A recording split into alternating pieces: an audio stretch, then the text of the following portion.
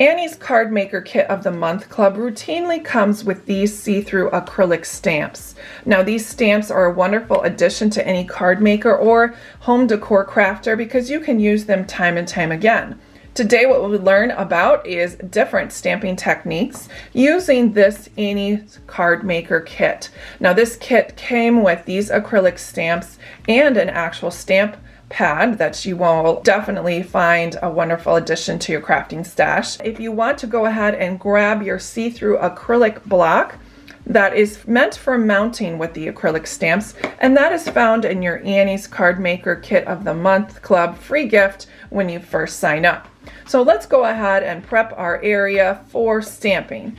My first rule when it comes to stamping is, although you want to jump in right away and make some cards and stamp right on them, as you can see it's an unsteady surface and you don't have the ability to redo the stamping if there happens to be an issue stamping. So what I always suggest is that you just make sure that you have the things you need to stamp onto, meaning blank pieces of paper or even plain white cardstock. Don't be afraid to use ombre shaded paper like the one that came in this kit, because it's a great way to add dimension to your stamping without adding more paper in bulk in your shipping. So I'm going to go ahead and show you how you prepare your stamps. Go ahead and grab your stamps. Now they come mounted with a piece of acrylic on the front and back. Just want to peel that backing off. And then after you've mentally selected which one that you're going to use, you just peel it off the paper. Now the great part about this is that they always have this indelible print right here, so you know exactly where this is going to go after you finish it. I'm going to grab my acrylic stamp pad. You don't want to put it near the bottom or the top because you'll get uneven pressure when you're pushing down on the stamp to make the image.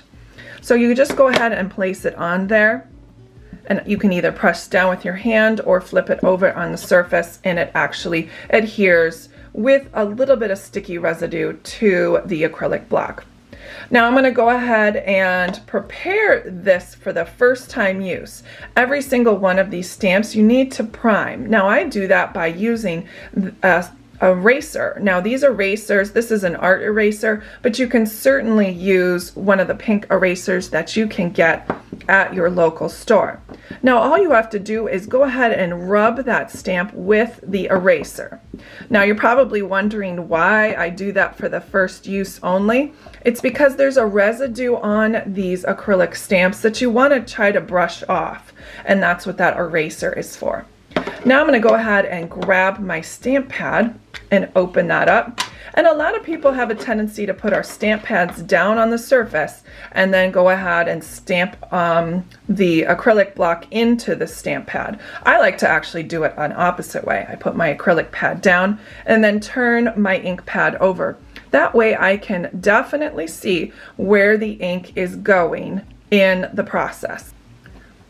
As we apply even pressure from the stamp pad onto the stamp, you can see that sometimes you get maybe a halo effect along the edges. Make sure you're holding the stamp pad straight and tap if you need to make sure you have all of the ink even on there.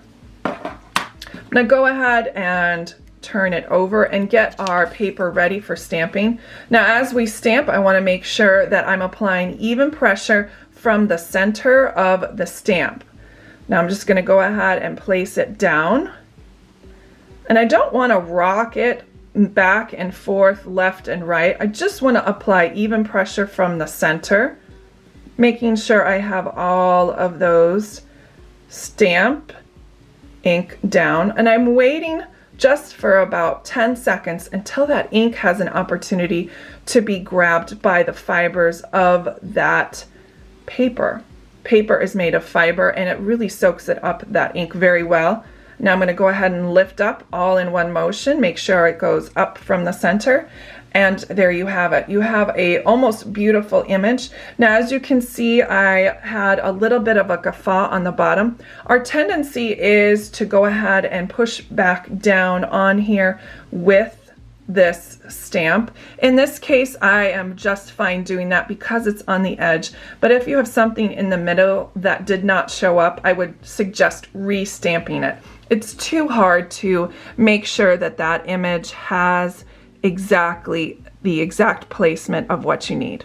I'm gonna go ahead stamp the bottom of that Y, and there you go. It was just the lightest touch of pressure to make the bottom half of that Y work. All right, so there you have it with our first stamping image. Now let's talk about what we do after we have our finished stamp. What do we do with this dirty stamp? I always like to have an extra piece of paper or cardstock around. Usually your kit has some sort of backer board that I just grab from the recycle bin, and I go ahead and stamp again. Now, do you see how it leaves some sort of shadow? We're going to talk about how to do shadow effects in our next technique, but at least what I can do is make sure that I get the majority of that ink off there. Now, to clean this thoroughly, you can either do one of two things. You can take it over to the sink after you're finished with all your projects and use warm soapy water. Not too much soap, but just enough water soluble ink will fade off. Or what you could do is take a baby wipe and just go ahead and wash that off. In our case, I'm just going to put this off to the side and do all of mine at the same time when I'm finished my project. I'm going to grab my second piece of paper.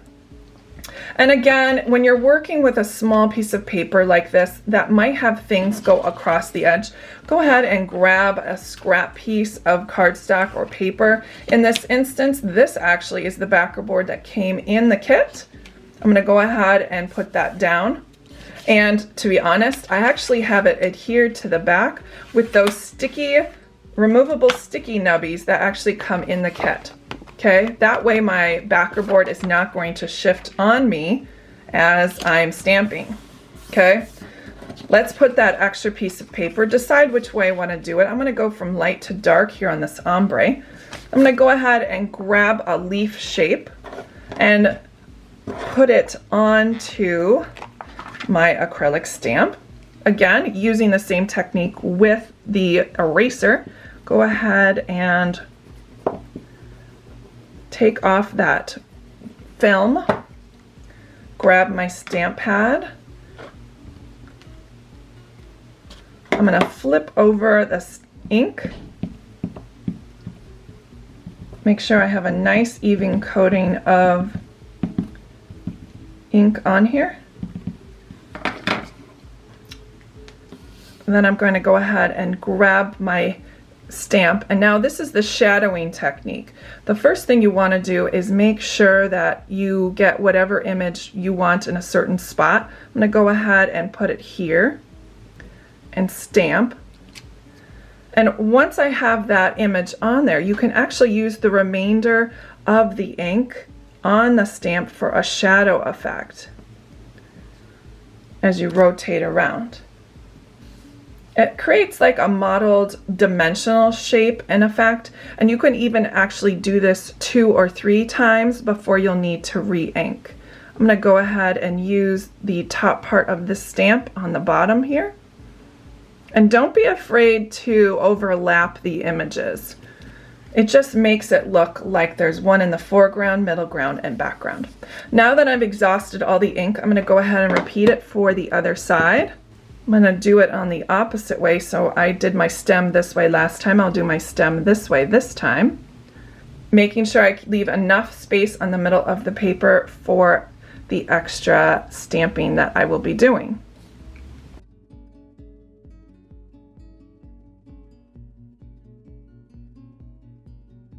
All right, there you go. I have my piece of paper all ready to stamp.